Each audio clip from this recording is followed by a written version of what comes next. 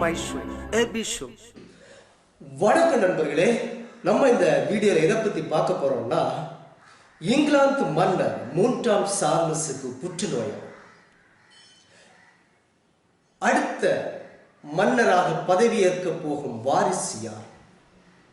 இளவரசி டயானா மரணமா, கொலையா தற்கொலையா என்பதான் நம்ம பார்க்க போறோம். வீடியோக்கு போறதுக்கு முன்னாடி நண்பர்களே, சப்ஸ்கிரைப் பண்ணி சப்போர்ட் பண்ணுங்க, லைக் பண்ணுங்க, ஷேர் பண்ணுங்க, கமெண்ட்ஸ் பண்ணுங்க. இங்கிலாந்து மன்னர் 3ஆம் சார்லஸுக்கு புற்றுநோய் இருப்பதாக பக்கிங்ஹாம் அரண்மனை அதிகாரப்பூர்வமாக தகவல்களை அளித்திருக்கிறது. யார் இந்த இங்கிலாந்து மன்னர் 3ஆம் சார்லஸ்? இவர் மன்னராக பதவியேற்று ஒரு வருடம் கூட ஆகாத நிலையில், அதாவது இவர் மன்னராக பதவியேற்ற வருடம் மே 6, 2023. அதுக்கு முன்னால இங்கிலாந்தின் ராணியார் சார்லஸோட அம்மா 2ஆம் எலிசபெத் தான் 2022 செப்டம்பர் 8 வரை மகாராணியாக பொறுப்பேற்றிருந்தார். செப்டம்பர் 8, 2022 தான் அவங்க இறந்தாங்க. 96வது வயதுல இறந்தாங்க. ஆனா இந்த சார்லஸ் 3ஆம் சார்லஸ் மன்னருக்கு 74 வருஷத்துக்கு பிறகுதான் மன்னர் பதவியே கிடைச்சது. அதாவது அவங்க தாயார் இறந்ததுக்கு பிறகு.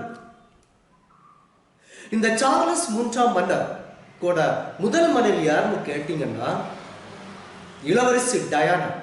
எல்லாருக்கும் தெரியும், உலகமே போற்றும் வகையில் ஒரு இளவரசின்னா அது டயானா தான்.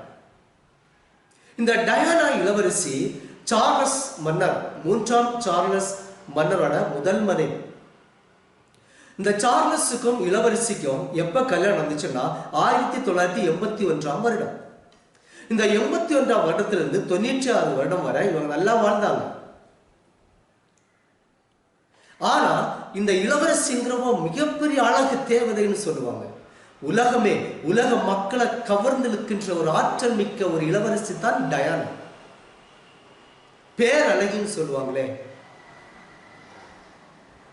பெரிய வீட்டு மருமகளாக காட்சி தந்தார் இளவரசி டயானா. இந்த இளவரசி எல்லாருக்கும் பிடிக்கும். அந்த அளவுக்கு உலகமே அதிரக்கூடிய அளவுக்கு இவங்க கல்யாணம் நடந்துச்சு. உலக தலைவர்கள் 1000 பேர் தான் கெஸ்ட். அந்த அளவுக்கு விருந்தோம்பலும் நடைபெற்றது. ஆனா அது ரொம்ப நாள் நீடிக்கல. 1981 திருமணம் நடந்த இவர்கள் 1996 டைவர்ஸ் வாங்கிட்டாங்க. ஏன் டைவர்ஸ் வாங்கினாங்கன்னா, இந்த சார்லஸுக்கு இந்த இளவரசி டயானா திருமணத்துக்கு முன்னரே ஒரு காதலி இருந்திருப்பதாக தகவல். அந்த காதலியின் பெயர் தான் ஹமீலா, இன்றைய பட்டத்து ராணி. 2வது மனைவி ராணி ஹமீலா. அதனாலதான் எல்லாருக்கும் ஒரு சந்தேகம், காதலியை மணப்பதற்காகவே தன்னுடைய மனைவியை கொலை செய்தாரா மன்னர் சார்லஸ் என்பதுதான் கேள்வி. அது இதுவரை மர்மமாகத்தான் இருக்கின்றது. ஆக டைவர்ஸுக்கு பிறகு 1996 டைவர்ஸுக்கு பிறகு 1997 டயானா யாரும் எதிர்பாராத அளவுல ஒரு விபத்துல சிக்கி மரணம் அடைகிறாங்க. இதற்கு பல காரணங்கள் சொல்லியிருக்காங்க. அதுல ஒரு காரணம் என்னன்னா, டைவர்ஸ் ஆனதுக்கு பிறகு இவங்களுக்கு ஒரு பாய் ஃப்ரெண்ட். அது யாருன்னு கேட்டீங்கன்னா, எகிப்தின் தொழிலதிபர் மகனோட இவங்க உறவில் இருந்தாங்கன்னு சொல்லியிருக்காங்க. ரிலேஷன்ஷிப், லிவிங் டுகெதர் ரிலேஷன்ஷிப்ல இருந்தாங்க. இப்ப இவங்க விபத்துல ஆகுறதுக்கு முன்னாடி அந்த வண்டியில, அந்த கார்ல காதலனும் இருந்ததாக தகவல். இந்த காதலனும் இந்த இளவரசியும் அந்த ஒரு ஹோட்டலை விட்டு இறங்கி கார்ல போயிட்டு இருக்கும் போது தான் புகைப்படக்காரர்கள், பத்திரிகைக்காரர்கள் இவங்களை போட்டோ எடுத்து எப்படியாவது வைரல் ஆக்கணுங்கிற பேர்ல நடந்த ஒரு விஷயத்துல இவங்க காரு ஒரு பாலத்துல போய் இடிச்சு தாறுமாறாக சிதறி ஸ்பாட்ல பயங்கர விபத்துல சிக்கி ஆஸ்பத்திரியில கொண்டு போன 2 மணி நேரத்தில் இளவரசி டயானா அதிர்ஷ்டவசமாக உயிர் தப்பவில்லை. இந்த உலகத்தை விட்டே போய் சென்று விட்டார். இறந்த ஆண்டுதான் 1997. ஆனால் இன்று வரை இளவரசி டயானாவுடைய தாக்கம் உலகத்தை விட்டு நீங்கவில்லை. ஏனென்றால் அவர்கள் ஒரு அரண்மனைக்கு மட்டும்தான் இளவரசியாக இருந்தார். ஆனால் உலக மக்களுக்கு உதவியாக இளவரசி என்கிற ஒரு அகம்பாவம் இல்லை, இளவரசி என்கிற ஒரு ஆணவம் இல்லை. ஆனால் எல்லா மக்களுடனே பேசி பழகி உதவி செய்து மருத்துவமனைக்கு சென்று நேரடியாக சந்தித்து பேசி நல்லுறவை வளர்த்தார் இந்த இளவரசி டயானா. ஆக இந்த சார்லஸ் 3ஆம் மன்னருக்கு இப்போ புற்றுநோய் இருப்பதாக 2ஆம் தேதி, அதாவது 5 நாட்களுக்கு முன்னர் பக்கிங்ஹாம் அரண்மனை அதிகாரப்பூர்வமாக அறிவித்தது. இப்போ ஆஸ்பத்திரியில தான் இருக்காரு மன்னர் சார்லஸ். மன்னர் சார்லஸுக்கு வயது 75. இந்த சார்லஸுக்கு 2 பிள்ளைகள். ஒன்று வில்லியம், இளைய மகனுடைய பேரு ஹாரி. ஆனா யார் இந்த அரண்மனையின் மன்னர்? இந்த அரண்மனையை ஆளப்போகின்ற மன்னர் யார்? வில்லியமா, ஹாரி, இல்லை ராணி கமிலா என்பதுதான் மக்கள் மனதில் தோன்றுகின்ற $1,000,000 கேள்விகள். ஆனால் சார்லஸ் 3ஆம் மன்னருடைய முதல் மகன் வில்லியம் அரண்மனையில தான் இருக்கார். ஆனால் இளைய மகன் ஹாரி அரச பதவிகளையும் அரச உறவுகளையும் விட்டு தான் ஒரு சாதாரண மகன் என்று நிரூபிப்பதற்காக அமெரிக்காவில் சென்று தன்னுடைய மனைவியோடு வாழ்ந்து வருகிறார். ஆக அவருக்கு இந்த பதவி, மன்னர் பதவி, பட்டத்து இளவரசர் பதவி கிடைக்குமோ என்பது சந்தேகம். பொறுத்திருந்துதான் பார்க்க வேண்டும்.